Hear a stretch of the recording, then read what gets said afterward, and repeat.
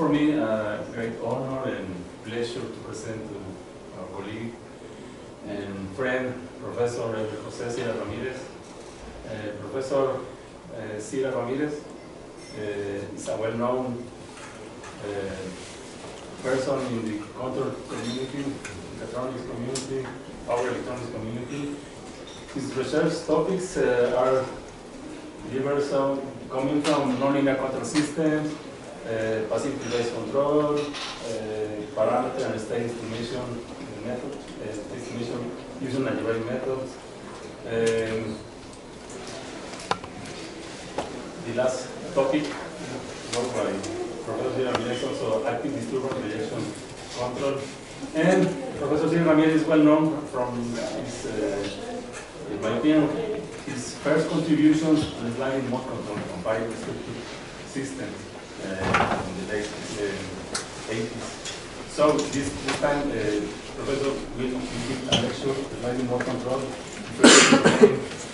And also I want to remark that Professor Sira Ramírez has many contributions reflected on hundreds of journal papers, 8 books, many conference papers, many graduate students, and he is our colleague here at CINVESTAV since almost 21 years ago, right at CINVESTAV. So,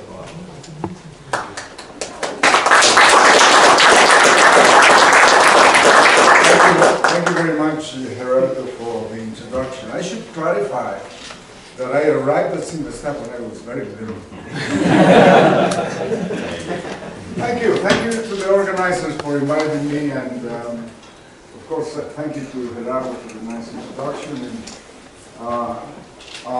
today we are going to do something that Sir William Lawrence Bragg used to consider as an important contribution to science, in the way that it is not about obtaining new facts, but discovering new ways of thinking about them, which were already established. Of course, I owe a lot of what I'm going to say to many people, especially my PhD students, whose names are there, my colleagues at CINVESTAV, that I care to put over there. If you don't find yourself over there, it's because we did never work together, and other colleagues outside of CINVESTAV. Here I'm trying to fulfill an old dream. My old dream was that sliding mode control has been married to the state space formulation almost ever since its inception in the old Soviet Union. And one of my dreams was, let's liberate sliding mode control from state space formulation. And there are many ways to do this, and especially for linear systems, and extending the results to linearizable systems, linearizable nonlinear systems, is not so difficult. But it's only the results that are directly applicable, rather than taking Laplace transforms in the nonlinear arena. So we propose a new interpretation of sliding mode control in terms of classical frequency domain methods. And for this we use two little tricks. One is the endogenous injections and the exogenous feedback. These two things are at the heart of getting the trick done. And then everything will be complemented with delta sigma modulation. And in that setting, an equivalence is found with active disturbance rejection control, flat filtering, and disturbance observer base control, and finally with PID control. All these techniques are equivalent in very precise senses. So let's start with prototypical flat systems in which you have no zero dynamics. The system is, maybe it comes from a nonlinear system that's exactly feedback linearizable, and you have some perturbations acting together with the control on the n-folded derivative of the output, let's say, which is the flat output. A lot of controversy has been taken over the years because of the nature of this perturbation. This perturbation is dual value. It might be endogenous in the sense that some nonlinearities which are completely unknown are there, or they are exogenous and they come from unknown sources in the form of disturbances that affect your planet.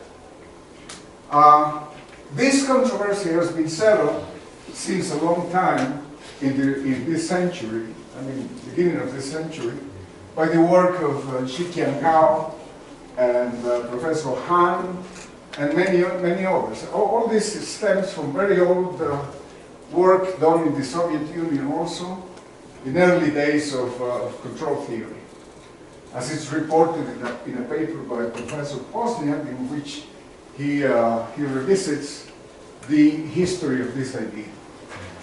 So if you have a control which is binary value, you don't have any more options for the control, you have a switch binary value control input, then of course it's natural to ask in that class of switch systems for sliding mode control.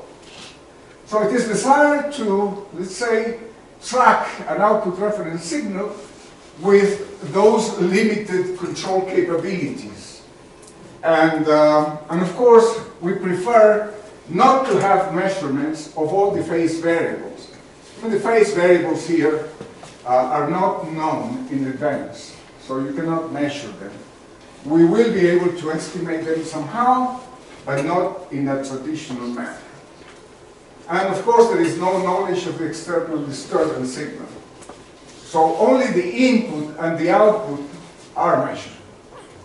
And in this sense, the tracking error satisfies a dynamics which is reminiscent of the output dynamics, in which the nominal value of the perturbation being unknown is just set to 0, but the perturbation equally affects the tracking error as much as it does the actual output dynamics.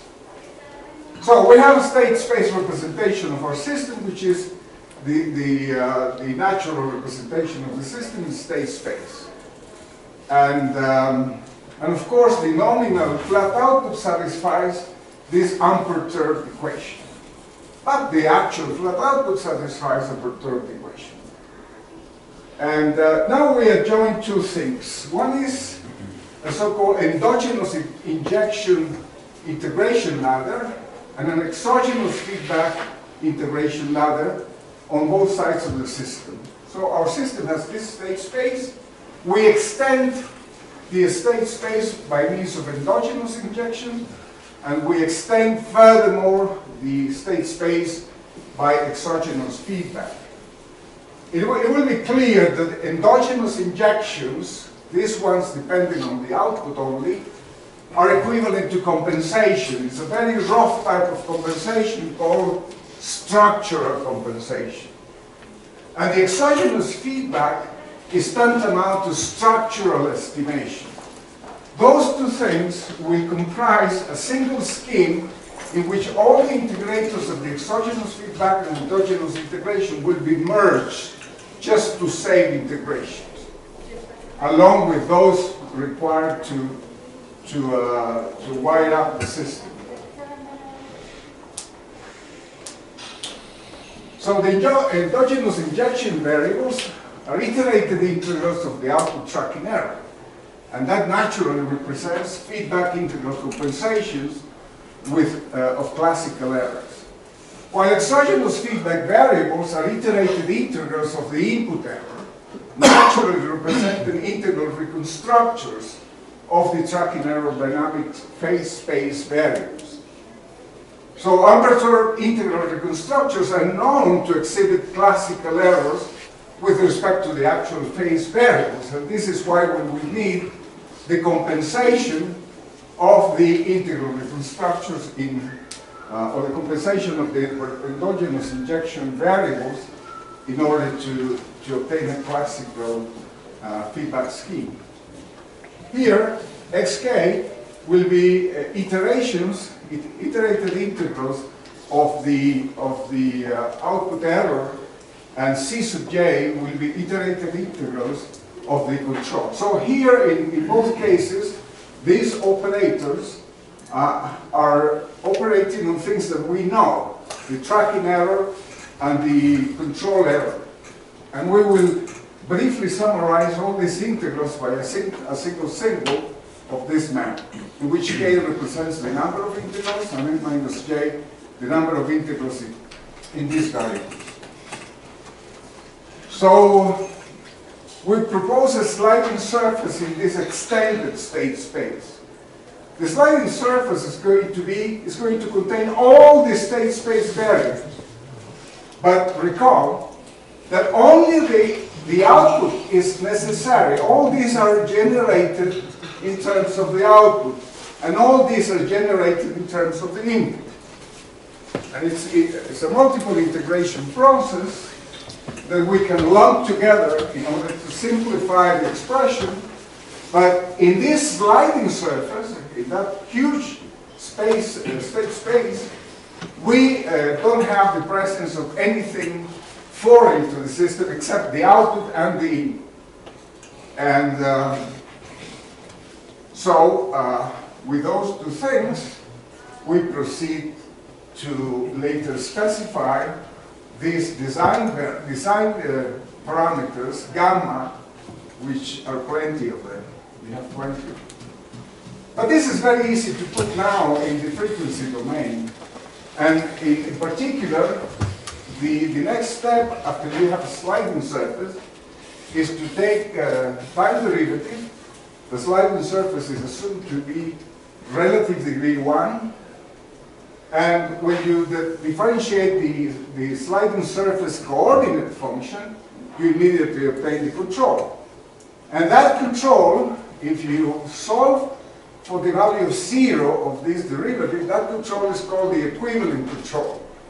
And the equivalent control, of course, depends on all these exogenous feedback variables and endogenous injections. So the invariance conditions, which are very important to obtain the equivalent control and the switching law, are represented by this couple of traditional equations, and that leads directly to the equivalent control in terms of the nominal control and, of course, all the feedback. The equivalent control is a smooth idealization of what is required to leave the sliding surface coordinate function invariant. And it's responsible for considerations that lead to the examination of the robustness issues associated with sliding mode control. So the necessary conditions, necessary and sufficient conditions for the existence of a sliding regime were given long ago by Vadim Utkin, in the sense that this product of the sliding surface coordinate function, its time derivative should be negative as sigma approaches the value 0, which is the value of the sliding surface. In our context, to find equivalent control is just an application of this condition, and then using the trick of adding and subtracting the equivalent control, which makes all these expressions 0 precisely at sigma equals to 0. So the projection of the motions of the sliding surface coordinate on the Gaussian space of the state space modulo the sliding surface is called the sliding surface foliation. That dynamics is represented by this simple equation. And that foliation allows you to define the equivalent control for any leaf of the foliation, any one. In particular, the one related to sigma equals 0, which is the important one, allows us, on the basis of this inequality, to set up what the switching law should be to guarantee this necessary and sufficient condition. And moreover, it gives you, in terms of the state, what is the region where the sliding mode control will be held in the sliding surface by having this intermediacy condition. If the equivalent control is larger than the control authority given by the binary value restriction of the control, then you will lose this sliding mode control, and that is known as a saturation problem. In the case of flat systems, since you can preview everything that's going on in the state space, the saturation limits give you the region in the state space where you can have the surface attractivity condition to obtain a proper sliding motion. So in the frequency domain, taking the Laplace transforms on the expression of the sliding surface and of the time derivative of the sliding surface gives you the possibilities of solving for the equivalent control. Incidentally, in the frequency domain, these two expressions are algebraically equivalent because they only differ in the product of the complex variable S. So that gives rise to other considerations in the monovariable and multivariable case. So you solve for the equivalent control in the frequency domain and you get this controller. It's a proper controller in which now it becomes clear what the coefficients of affecting all these state variables in the huge extended state space should be. You should guarantee stability of the closed loop system. In fact, the closed loop system is affected by the perturbation, and you have a 2nth order polynomial in which all these coefficients are free to be assigned in order to obtain stability. This is the so-called load sensitivity function, and the load sensitivity function should be a stable function, and along with that, we should have other three sensitivity functions, related transfer functions, which should be stable in order to guarantee internal stability of the system. So this function is directly obtained by closing the loop with this average equivalent control law. And of course we can place the poles in a rather straightforward manner by using standard techniques. But this is what you have. In terms of the transfer function that arises from this consideration, the body plot tells you that the effect of the disturbance, whatever it is, might not even have a Laplace transform, so we only require it to be exponentially dominated. So you will see the attenuation that is undergoing the disturbance for different values of the gains, parameterized in this case by an epsilon, which is dividing the natural frequency. So the bandwidth is increasing, but the attenuation is severely enhanced by values of epsilon which are diminished. And of course, the phase has a good behavior. And when you put that in a block diagram, reducing the number of integrators, here you will have your system with no states being measured, only the output and the input, and this gives you the reconstruction and the compensation all together in a single framework. Now with the discontinuities being acting on the sliding surface coordinate function and being the sliding mode controller, which has this perturbation before entering the system. So this is my perturbed system. These are my measurements of control inputs and output voltages. I just build this diagram and I obtain my closed loop system. Here you have a combination of structural estimations and compensations at the same time. But you also have hidden here, in this nonlinearity and in this feedback loop with this integrator, you have hidden here a delta sigma modulator. You can immediately identify and bring out. You bring it out from the scheme, and you can do that by block diagram manipulation, so you can do it by just algebraically by the definitions that we have of the sliding surface coordinate function time derivative, which is given by this. A simple change of variables will reveal that the dynamics of the sliding surface close to the manifold are governed by, equivalently, these aerodynamics. But these aerodynamics has an immediate interpretation in terms of a delta sigma modulator, naturally, without doing anything. I mean, just the delta sigma modulator is obtained by duplicating this integrator, putting here a differentiator. This differentiator is eliminated and is brought over here, and all these integrals will reconstruct this differentiator here, and this integrator is passed in front of the nonlinearity. The sign of the sliding surface is changed, and you get this. The way to generate the switch input in terms of equivalent control. And when you do that, then you're going back to control basics. This is a traditional block diagram control system. And here is clearly explained what is the controller, what is the sliding motion being ascribed to. Here is your perturbed plant and your feedback.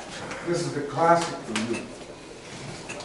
So, in fact, this delta sigma modulator does not depend on any of the parameters of the system. It only depends on your control authority.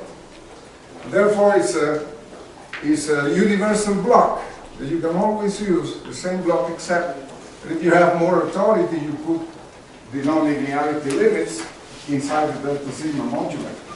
So all the sliding motion in the state space is confined to the state space of this one-dimensional nonlinear system.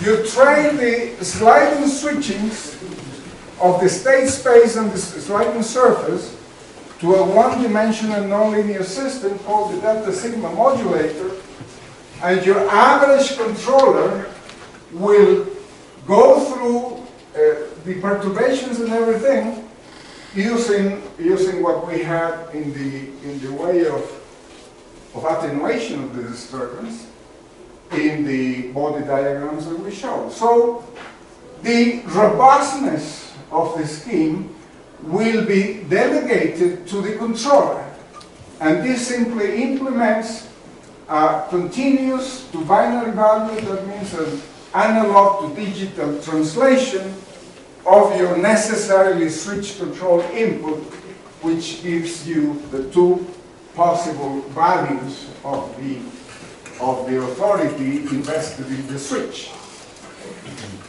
So that gives you what every sliding mode controller is at the very heart. It's very hard to have a classical compensator, that we care to call them flat filter controller for other reasons, but that's a classical compensator which is robust, and the sliding motions are confined to a one-dimensional system in which the existence condition is guaranteed to be valid, because this circuit has sliding motions as long as equivalent control is confined within these two limits, which is just the inter-immediacy condition that we saw as a necessary and sufficient condition of the sliding mode creation in the early considerations.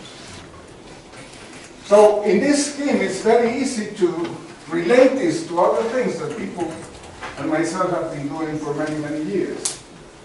This will be related to ADRC, active disturbance injection control. If you take away the delta sigma modulator, this would be the smooth version of the controller with the robustness inserted in the controller with respect to this perturbation. Whether these perturbations are endogenous or exogenous that's no longer a matter of discussion. It's a matter of taste, if you want to consider it like that or not. And many people have been doing that lately, especially in the area of model free control and other related developments. For example, if you have a third order system in which you're willing to track some trajectory, and this is the control, the control minus the nominal control, and the control is discontinuous. This is the average design, this is the equivalent control frequency domain version of the equivalent control, and this is the delta sigma modulator. So in this scheme, in the average scheme, the low sensitivity function is given by this. So this should be a stable system. And notice, just for later things to say, that these coefficients are replicated here. And that's the reason why I put them in blue. Not because they belong to a different political party and the rest. But that's the way. So let's ask ourselves the question, is this average sliding mode controller or the third order perturbative integrator plan, let's say, is it related to the ADRC controller of the continuous version of the same system? Well, we again consider the stabilization error, the tracking error, and we have the perturbed dynamics. We put our state model, and we come up with a reduced order observer. These two equations correspond to the reduced order observers in these two equations, and the fake measurement, that's a good word, fake measurement. The fake measurement is just related to time derivative. We don't have to measure that because the presence of that time derivative here will be ascribed to this time derivative, and we'll have a reduced order observer. But this reduced order observer is extended in the way that people in ADRC do. They put the observer, they put an extension of the observer, and this variable will estimate the disturbance. Whatever the disturbance is, this variable will estimate the disturbance. So this is what people do in ADRC, except that we're using a reduced order observer. People in ADRC usually put a full order observer. And doing that, this is the reduced order observer extended observer, fed by the output and not by the derivative of the output. And the estimation errors of those base variables of the tracking errors will be easily computed from the states of this exogenous system, fed by this endogenous injection, and you will have the estimate of the disturbance. So the tracking errors will be the same as the original ones of the in the reasonable sense. So everything clicks down, and you have the possibility of using the actual values of the derivatives by just using these relations, which are part of a state coordinate transformation of the original plant, if you want to put the observer in the same setting as the plant. So the observation errors are traditional and well behaved. And here is the dynamics of the reduced order extended observer. And here you have the frequency domain interpretation of the observation error, or the reconstruction error of the time derivative, of the second time derivative, and of the perturbation. And as you can see, all of them are affected by the disturbance. No problem. Your controller in ADRC is just a linear feedback with the estimations of those tracking error phase variables and a suppression of the disturbance by means of the estimated disturbance. When you do that, and you replace these estimates by these expressions, which we already have the transfer functions worked out, you put everything together, and the closed loop system for this frequency domain system starts to resemble a classical compensator, in which now you have all these three estimation errors, and you have all this nice polynomial compensation. Recall those estimation errors have these transfer functions related to the disturbance. And when you put everything together, you get this low sensitivity function. And of course, the product of these two polynomials are not surprisingly the product of the observer polynomial in the extended case and the feedback controller of all the variables, as if they have been measured. So here you have the separation principle clearly exhibited. And moreover, when you multiply these two polynomials and put everything in terms of these coefficients and the coefficients of the product, here again you have the same repetition, the same coefficients that you have in the average controller of the sliding mode controller. So you solve for the control from this low sensitivity function and you get the controller. And guess what? The controller is the same controller that we obtained for the average sliding mode control scheme. Exactly the same. So we're in the presence of an equivalence. This equivalence is important and we have to be careful about explaining. Is equivalent in the average sense.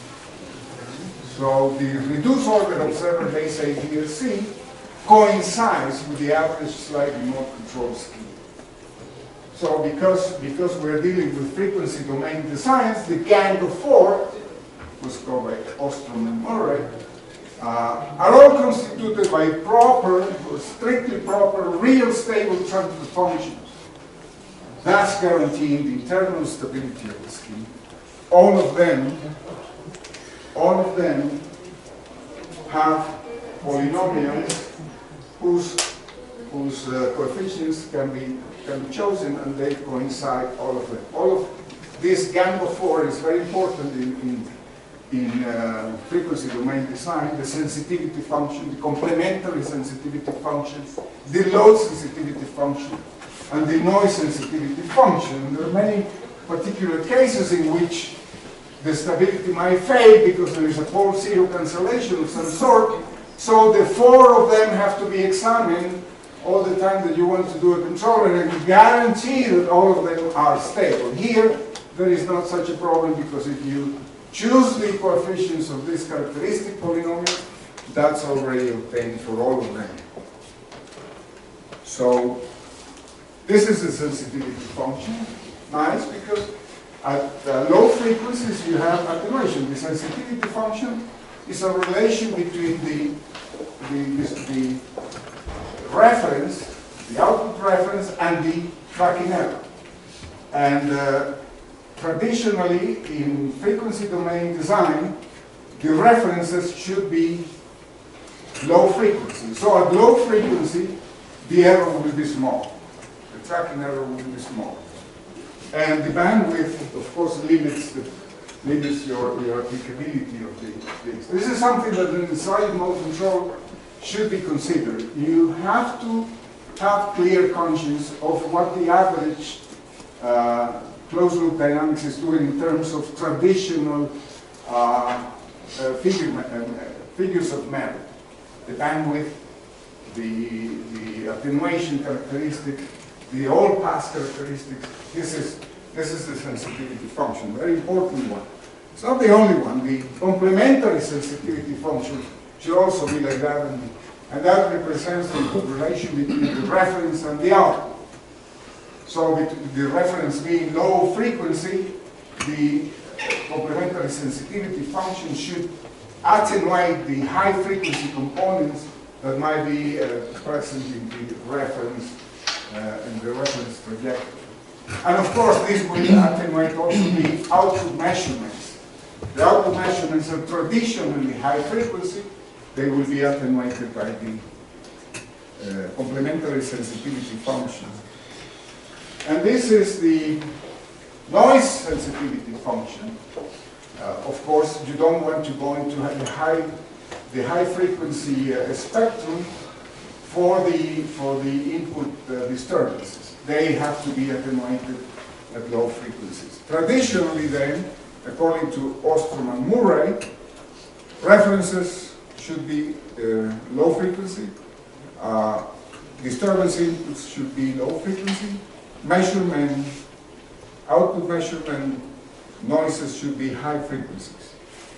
And this complies very nicely with all of this. And this is the load sensitivity function that we already saw, and this gives you the attenuation of the disturbance, whatever its origin is, endogenous or exogenous. So, given this ADRC with reduced order observer controller, the injected observer characteristic polynomial will be this, and the controller characteristic polynomial, or reduced characteristic polynomial will be that. The thing is that there is a relationship between the coefficients of one and the other, and this is given a traditional compensator, classical compensator, flat filter controller, this would be the way to compute the coefficients of the observer and the coefficients of the controller. But given an IDRC in which the observer and the controller are known, this is the way to compute the traditional coefficients of the filter, of the flat filter, or the classical compensator. If you take, this is a nonlinear map, if you take the Jacobian, you will see the separation of the coefficients of the observer and the controller. And if you put the observer coefficients in the same precise location of the controller, this matrix becomes non-invertible. And that means this is a clue that points to the fact that you should choose your observer coefficients in a different pole location, giving you a different pole location than the controller coefficients in the feedback path. So that's a nice indication of what you should do. It doesn't mean that you cannot use both of them. You can use both of them, but then you don't have the equivalence. That's all. And not surprisingly, when you reduce n to 2, this is your ADRC controller, which is equivalent to the sliding mode controller. This controller can be, by simple manipulation, can be identified term by term in an invertible manner with a PID controller in which the derivative part is obtained by the dirty derivative option. So PID controllers are equivalent to ADRC controllers for second order systems, and they're equivalent to sliding mode controllers for second order systems, and they are also equivalent to disturbance observer based control.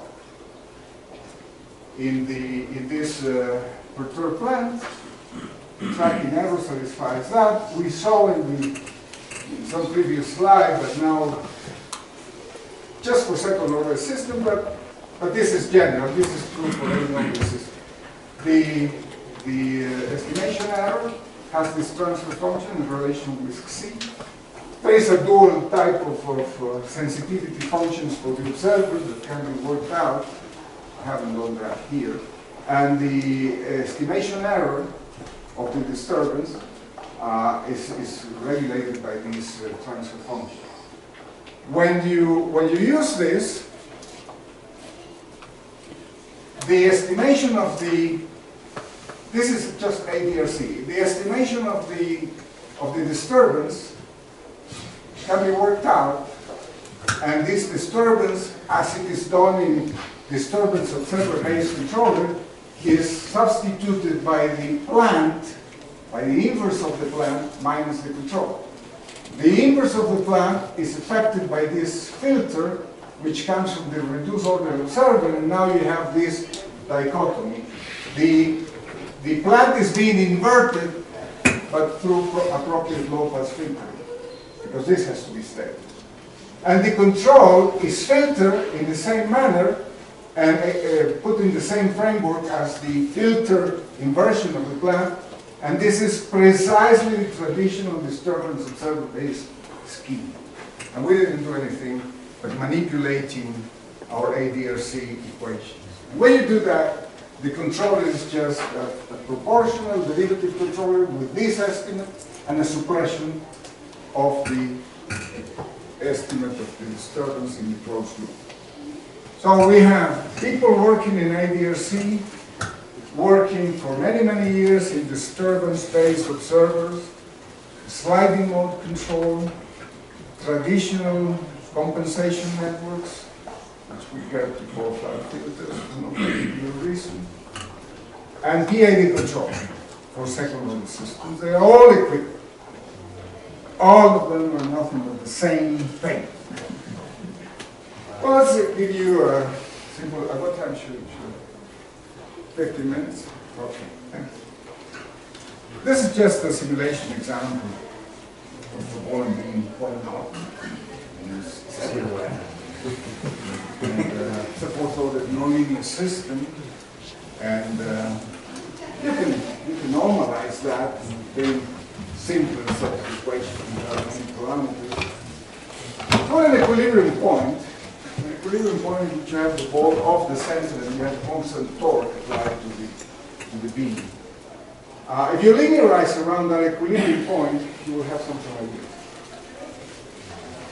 Of course, it's a very nice linear controllable system, fourth-order linear controllable system with some gain, which we didn't consider there. It's not difficult to incorporate that. And what we're going to do is to use the sliding mode controller or the ADRC controller in this linearized plant and force this linear plant to undertake large deviations from the equilibrium, excite the nonlinearities, and be able to cancel them through feedback by means of our disturbance estimator. Our disturbance estimator is estimating the nonlinear effect of the states that are there. So we're applying the controller derived on the basis of the linearized controller to the nonlinear controller. The only thing different is that we're subtracting out whatever separates the nonlinear controller from this linearized plant. And that's the reason why this works even in nonlinear systems. So this system is flat, and the flat output is given by the position of the ball, and you can parameterize all the variables in the system by time derivatives of those. And you have the input-output relation in which we care to put this as the disturbance. And a constant gain, in this case is very easy to know. And we put the trajectory tracking controller, which is the ADRC or the average sliding mode, whatever you want. At the end, they are all equivalent. We investigate the characteristics of the gang of 4, and they all turn out to be stable, proper and stable. And of course, you have possibly zeros in the imaginary axis. And here, William and Mario made a small animation of how this works from rest-to-rest maneuvers. We using the nonlinear model and everything. Everything behaved very nicely. Of course, this is the average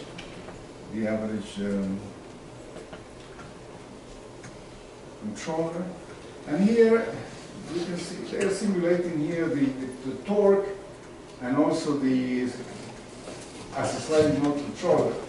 There you have the sliding mode controller going, and we have the transfer from one equilibrium to another in the same manner as the average controller did for the same system.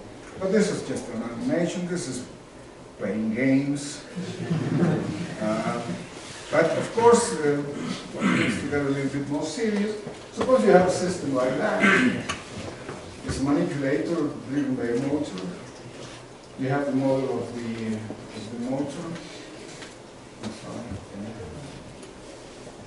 You have the model of the motor, the model of the pendulum. You have the relations that tie those two models together. And you have a nice third-order nonlinear system. This is nonlinear because there are cosines and sines and there are products and many things, nonlinearity. But at the end, this is a flat system, and therefore we're going to oversimplify it to this expression. You have a control action in front of the third order system, and the rest is garbage. All this thing in blue is garbage. We can take that into account. And we put the controller. And we did two things here, which are very important. We use an actual sliding mode controller on this thing. An actual sliding mode controller. Recall that the DC motor usually works with a PWM drive. Well, we bypass that drive and we put the sliding mode controller. And also our card computes the average control, and the average control is implemented through a converter, and the smooth output voltage is now given to the controller. So we have a comparison of the average sliding mode controller and the actual sliding mode controller to see what the effect of that is. And you have a rest-to-rest maneuver, and here you have the sliding mode control going and the actual average control input of precisely coinciding with the equivalent control, and the errors are quite small. This is 10 to the minus 3 or 4, and you have nice taking this quite far away from the equilibrium point where the linearized model is done.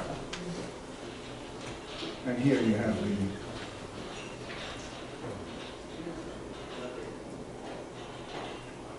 it doesn't stop, it's just the video. So it goes from a rest to rest. Mario was kind of mad that day. He was beating the poor thing. This is the average controller performance.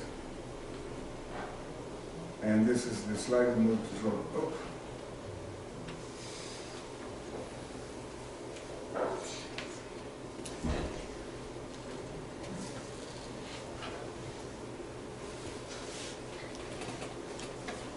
So you have a rest-to-rest maneuver.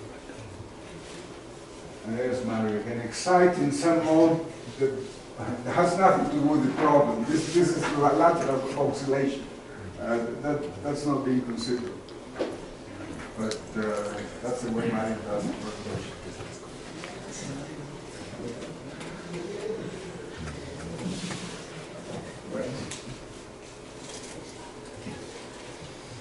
So an input-output approach has been presented for sliding mode control design and switch differential systems. Of course, the same could be said about minimum phase systems. But you don't have to do this with a flat out. You can do that if your system is minimum phase. Then you can do that with the minimum phase out. Turns out that the flat output is always minimum phase because there's no zero dynamics to talk about. So the approach is based on a doubly extended system, including finite integration streak of exogenous feedback, which allows for integral reconstruction of the unmeasured variables. Those are structural reconstruction. And the classical estimation errors are sufficiently compensated by a string of differential of integral endogenous injection, allowing for the synthesis of the suitable sliding surface coordinate function, requiring only the plant input and its output. The frequency domain interpretation of this scheme reveals that it is equivalent to a classical compensation control scheme, generating the equivalent control input, which produces the switch control given to the system at the end via delta sigma modulation exogenous unit in a natural manner. We didn't force this. It's right there in the controller scheme. An example was presented for a non-feedback linearizable four-fold system. The ball and the beam system is not feedback linearizable, which is controlled. It's controllable tangent linearization, which is dramatically simplified to an elementary perturbed chain of integration. So this is my presentation. I do thank you very much for your patience, and all questions should be directed to William Sira.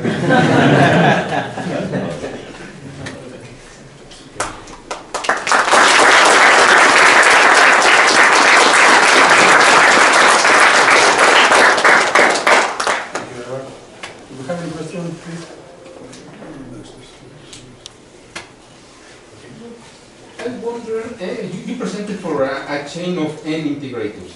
What about if zero dynamics appears in the system? Just throw out to the disturbance and work as a system. I guess you first, what if? You work out, you presented for a chain of n integrators. What if? What if zero dynamics is present? Oh, There's no integrators. Yeah, as I pointed out here in the conclusions, yeah, this is good for flat systems, and if you're able to measure the flat output, this is what you do. If you have a minimum phase output, you can use that. Yes, exactly the same. But for non-minimum phase? But for non-minimum phase is a different story. But recall, if the system happens to be flat, doesn't mean that you have the input-output relation being considered. You don't have the input-flat-output relation, but the input-to-output relation. If the system is flat, the non-minimum phase output is differentially parameterizable in terms of the flat output. So there you can planify trajectories so as to have your indirectly to have your non-minimum phase output being stable. This happens a lot in an example that I didn't present here, is the boost converter. The boost converter is non-minimum phase. If you measure the output voltage, that's a non-minimum phase output. And the flat output is the total stored energy. But the output voltage is parameterizable in terms of the total stored energy. So what you do is you find out from what equilibrium you want to move to what other equilibrium, or what trajectory you want to follow with the non-minimum phase output, and that maps to a trajectory in the flat. And that trajectory you follow. So indirectly, you will control the non-minimum phase output by controlling the flat output. In a trajectory planning scheme, in which you can... You require to use, in some steps, the inverse of the plan. Yeah. But the inverse of the plan will be unstable if the system is non-minimum phase. Look at what happens to the inverse of the plan, and this is why I was working very feverishly at 11 every morning. Look what happens in a scheme in which what you say is perfectly all right. It's perfectly true. Look what happens naturally, without doing anything, just putting an observer and working out the estimate of the plan. This is the second order plan. This is the inverse of the plan. But naturally it comes out filtered in a proper manner, as well as the controlling. So what will happen there is that you will have the same effect with this A, B, and C, or slightly more. If you care for the flat output, planify the flat output according to the equilibrium requirements of the non-minimum phase flat output going from one value to another, or following a trajectory. That gives you a unique map in which you can solve for the flat output, and that's your reference, and you indirectly control. Very good question. Very good. Another question?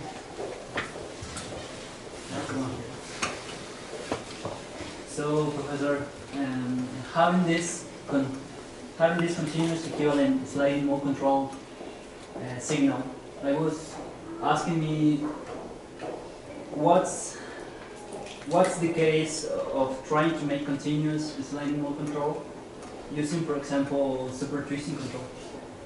Using what? Super twisting control? No, your question is very serious.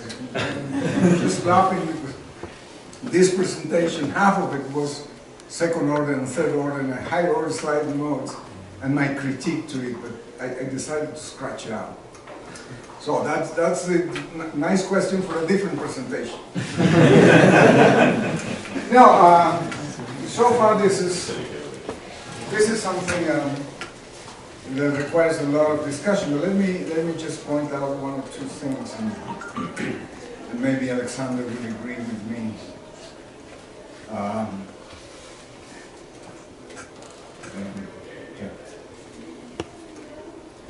When you have the necessary sufficient conditions for traditional sliding mode control, actually what this is the derivative with respect to time of 1/2 the surface square.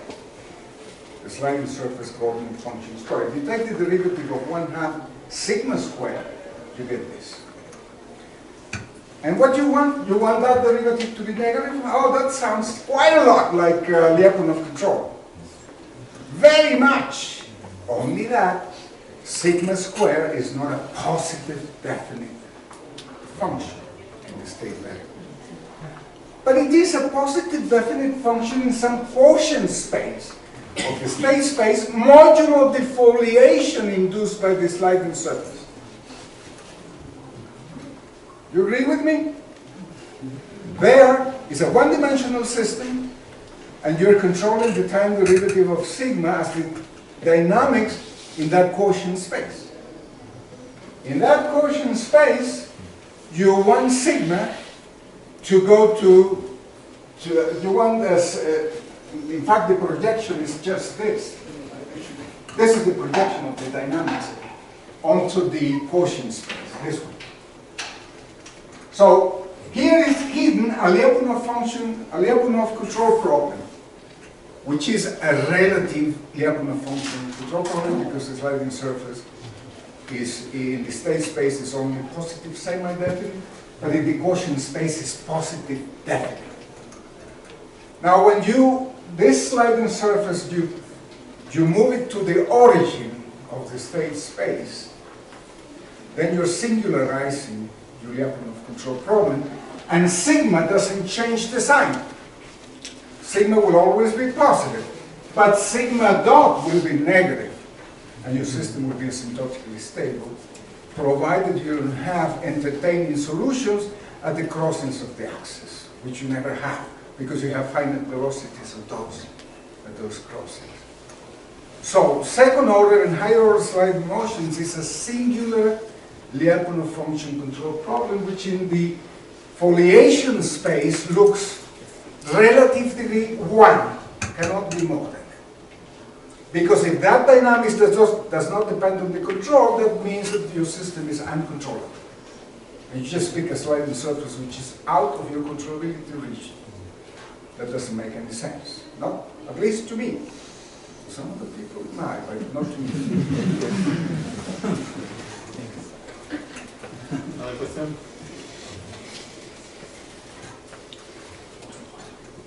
Hebertt, this frequency domain approach in terms of linear or compensators,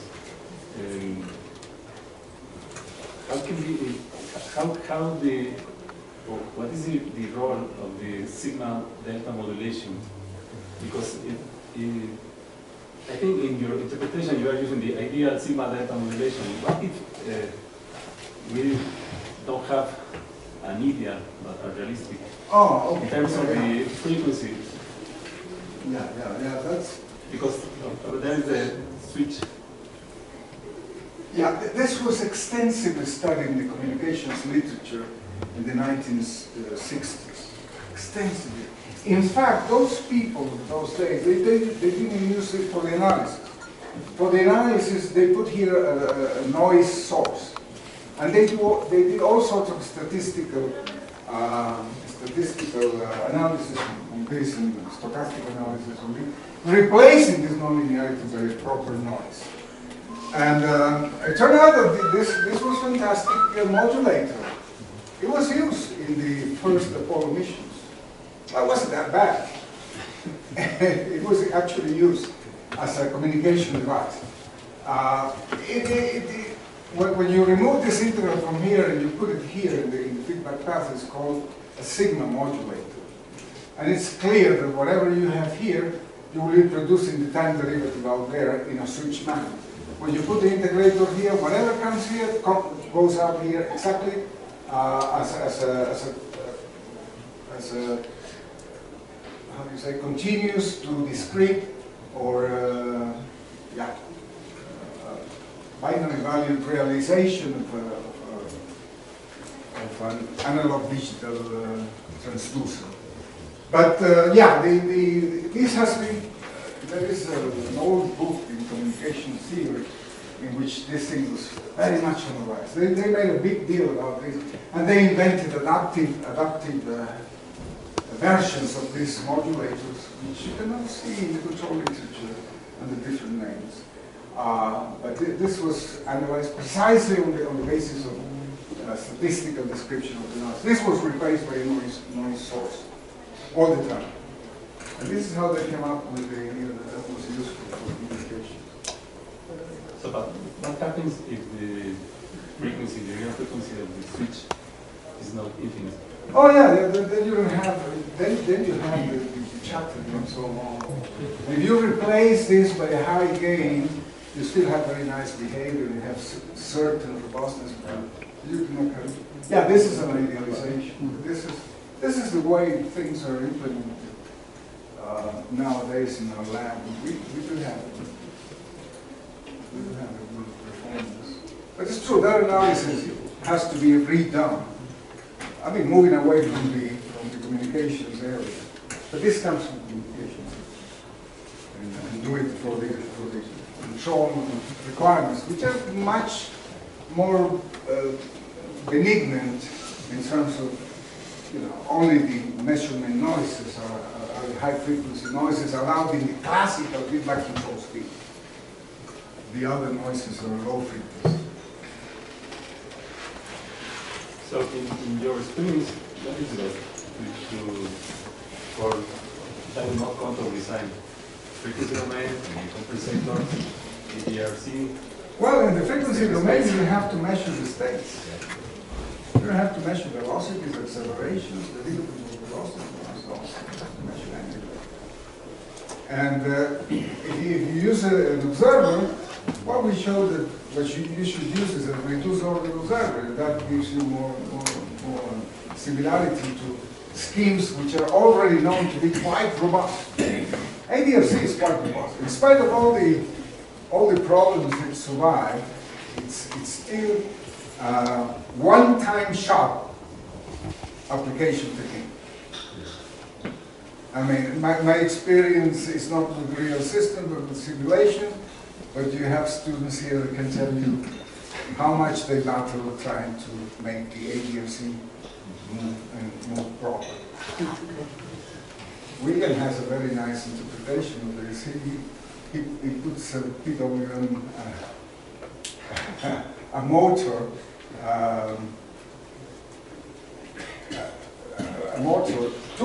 two different motors. He's making this running nicely with the ADRC. He disconnects that, connects the other motor without doing any synchronization, and he moves the other ones in whatever this one was doing. It's two different motors with two different sets of parameters and so on.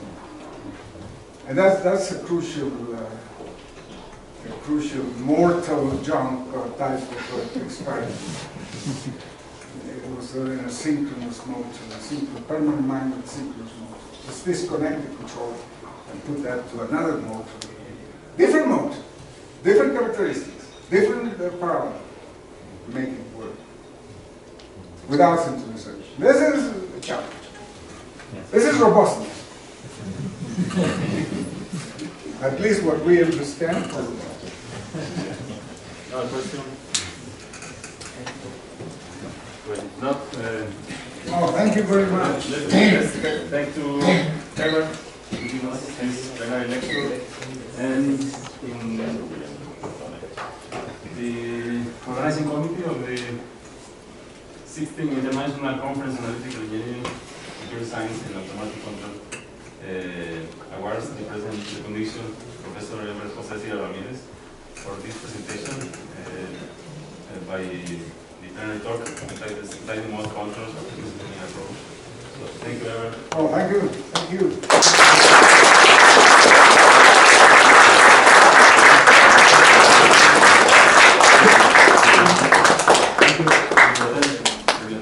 For your attention, thank you for coming, and Nice checking. last session now.